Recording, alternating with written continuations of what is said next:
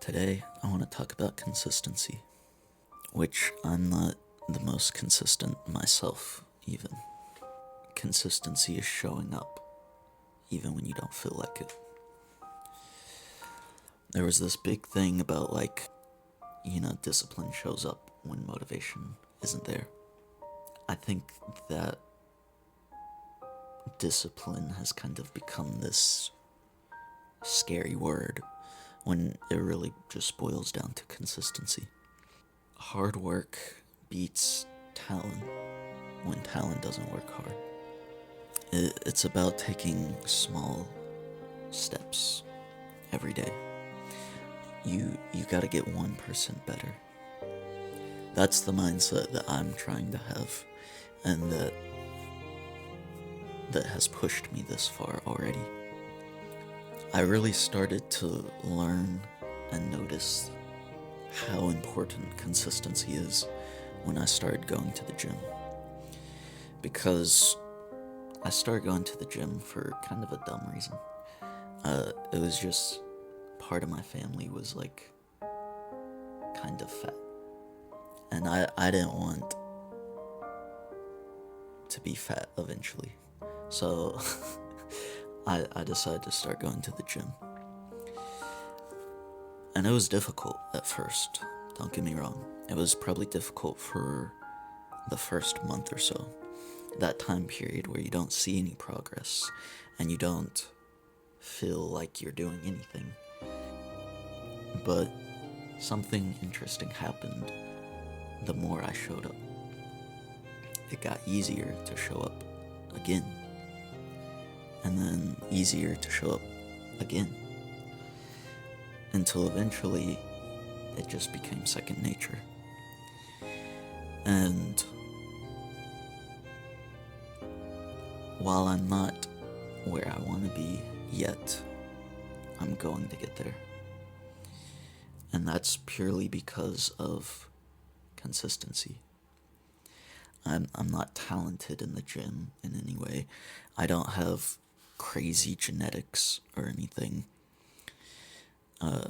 In fact, I don't have great genetics in some areas, like my legs. But needless to say, the consistency is what carries me through.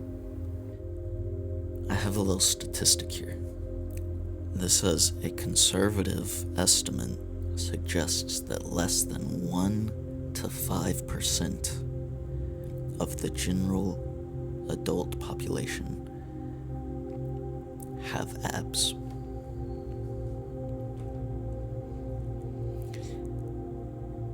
So, if you just do cardio and track your calories on a long enough time period, and you start to get abs, you are a top 1% to 5% person. The second statistic that I have, which is one that you might have heard already if you're in the gym community, only 0.1 to 0.4% of the general population can do 225 pounds on the bench press. And I'll be honest, I'm not even there yet. But I know I'm gonna get there by the end of the year because of consistency. Of course, you need hard work in there also. Of course, you need a little luck, but you need consistency. And that's one of the fundamental layers, one of the fundamental components. Without consistency, you can't have hard work. Without consistency, you can't have the luck. It's like expecting to win the lottery, but you only buy a lottery ticket once a year, versus going every day to buy a lottery ticket hoping that you'll win the lottery. I'm not saying you should gamble, but you're going to have a higher chance going every single day versus going once a year. The potential for luck is higher when you're consistent. Once you learn consistency in one area of your life, you can start to apply that to multiple areas in your life. I was consistent in the gym, but since I learned consistency, I can now apply that to content creation. There's also an aspect of speaking it into reality. When you are consistent at the thing you want to become or want to do, you are aligning yourself with that future version of you that already has achieved it. I think that's why, fake it till you make it is such a powerful tool, or why LARPing has become such a thing. Because while it is silly to some degree, there is still power in it. Fake it enough, consistently, and eventually you become it. I don't feel like a content creator. I don't feel like a YouTuber.